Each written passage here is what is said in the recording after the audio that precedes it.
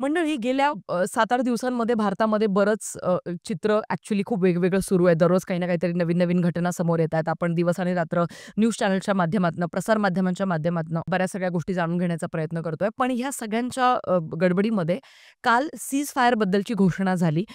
सगळ्यात आधी ट्रम्पने त्यांनी ॲक्चुअली ते ट्वीट केलं. त्याच्यानंतर मग सगळ्या प्रसार माध्यमांमध्ये ही गोष्ट पसरली आणि मग सुरू झालं सीज फायरच्या अवतीभोवतीचं राजकारण. आता त्याच्याकडे बघण्याच्या आधी थोडंसं आधी आपण येऊया. ज्यावेळेला पहलगाममध्ये 22 एप्रिलला घटना घडली होती आणि त्याच्यानंतर मग देशभरातनं विविध ठिकाणी ज्यांनी त्यांनी आपापल्या पद्धतीने आवाज उचलला होता. पण सो कॉल्ड बॉलिवूडचे जे ॲक्टर्स आणि ॲक्ट्रेसेस आहेत ना, जे एलिट क्लास ज्याला आपण म्हणतो, की ज्यांना एसी ऑफिस कधीच सुटत नाही. मुंबई आणि बँड्राच्या व्यतिरिक्त त्यांच्या आयुष्याची काहीच अजून व्याख्या नाहीये.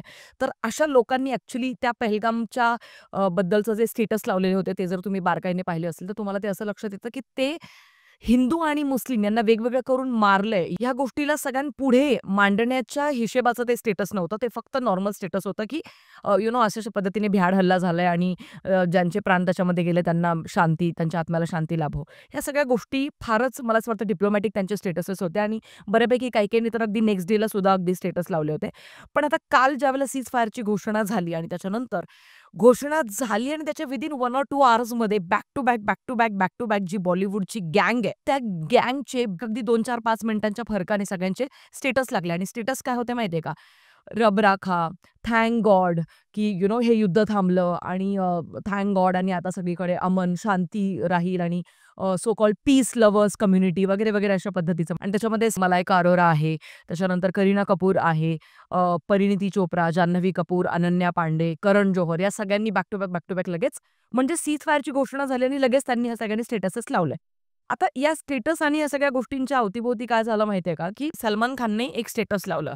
Thank God for the cease fire आणि ऑफकोर्स सलमान खान जो हा एक माणूस आहे, हा माणूस पहलगामच्या नंतर ज्यावेळेला ऑपरेशन सिंदूर होतं ना, आपल्या भारताकडनं प्रत्युत्तर दिलं जातं, त्यावेळेला 0 ट्वीट्स.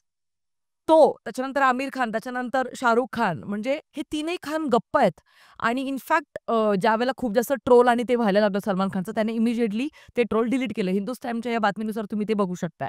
आता या सगळ्या गोष्टींमधनं आपल्याला शिकायला काय मिळतं ते फार गरजेचं आहे. कारण बघा, काही गोष्टी ज्या घडत असतात ना, त्याचं एक प्रत्युत्तर म्हणून आणखीन एक घटना घडत असते. म्हणजे ॲक्शनला रिॲक्शन असते. हे ॲक्शन आणि रिॲक्शनकडे ज्यावेळेला आपण एक त्रयस्थ माणूस म्हणून बघतो ना, त्यातनं आपण काहीतरी बोध घ्यायचा असतो, काहीतरी धडा घ्यायचा असतो. आता धडा काय घ्यायचा माहितीये का? हे जे दिवस आणि रात्र सो कॉल्ड आपल्या देशामध्ये राहून सेलिब्रिटी म्हणून इकडे-तिकडे वावरत असतात आणि मग ज्यांना सेलिब्रिटी म्हणून कुठे ना कुठेतरी गेस्ट म्हणून बोलावलं जातं, चिक्कार पैसा दिला जातो. यांच्या फिल्म्स अगदी 300-300, 400-400 कोटीच्या बनतात आणि मग सिनेमागृहामध्ये जाऊन लोकं त्यांना डोक्यावरती घेतात.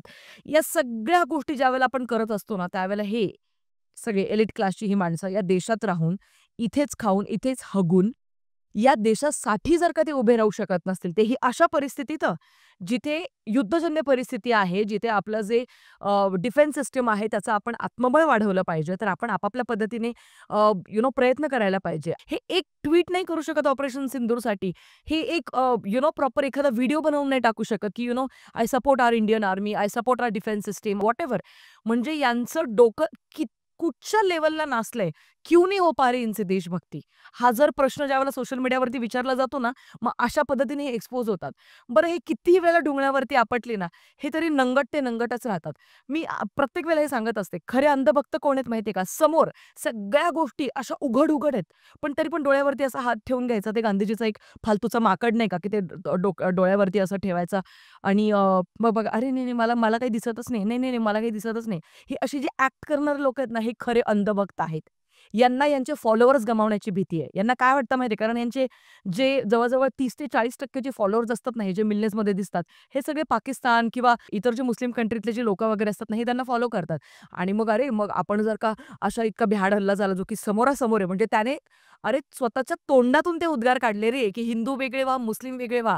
एवढा धडधाकट पुरावा असून सुद्धा जर का तुम्ही शेळपाटासारखे जर का आयुष्यभर म्हणजे गप्प राहून आणि मग फक्त स्वतःच्या कन्व्हिनियन्सनुसार जर का स्टँड घेऊ पाहत असाल, तर मग अतिशय योग्य ज्यावेळेला आपली जनता यांचे सिनेमे बॉयकॉट करते ते.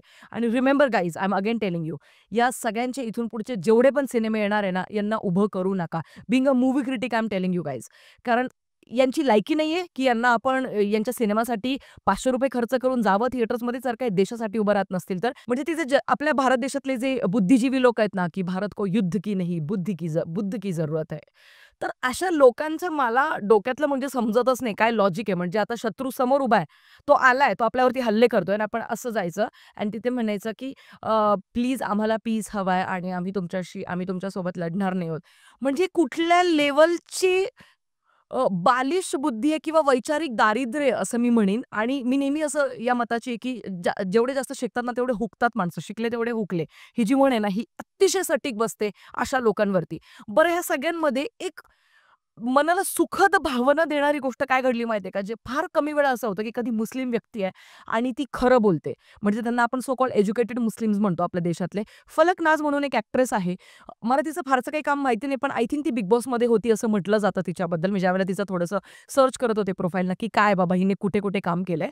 तर या मुलीने इतकं व्यवस्थितपणे मुद्द्यात हात घातलाय, की अशा प्रकारचे विचार इतर मुस्लिम का करत नाही देशातले हा प्रश्न विचारणं फार गरजेचं वाटतं मला.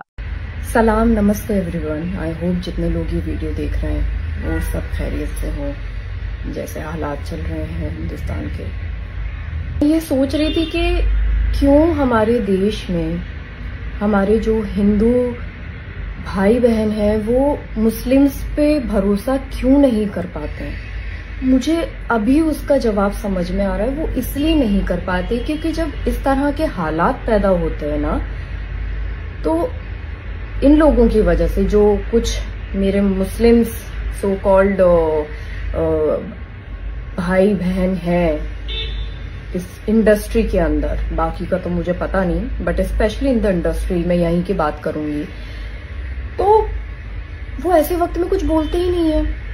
तो मुझे ऐसा लगता है कि भाई साहब यकीन आएगा नहीं, यकीन दिलाना पड़ता है आपको, वो भरोसा कमाना पड़ता है।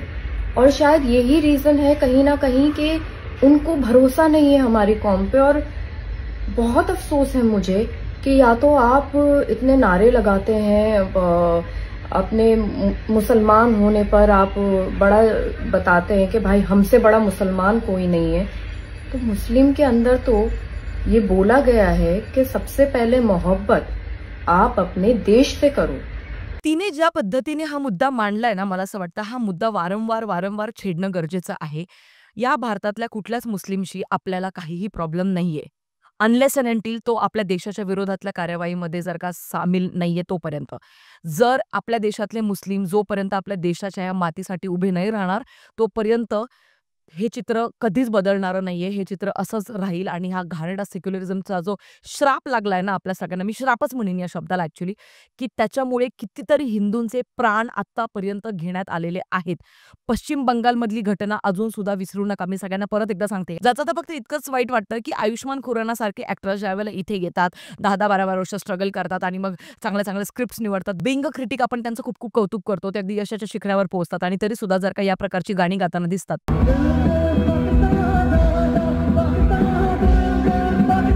तर त्यावेळेला खऱ्या अर्थाने ना लाज वाटते, की आपण कुठल्या लोकांना मोठं करतोय. अरे ह्या तुकरट लोकांपेक्षा ना मी तुम्हाला सांगते, आपल्या देशाच्या सीमेवरती जे जवान शहीद होत आहेत ना, कधी वेळ काढून ना त्यांच्यासाठी आपण थोडासा आवाज उचलला पाहिजे. त्यांना हिरो बनवलं पाहिजे. त्यांना मोठं केलं पाहिजे.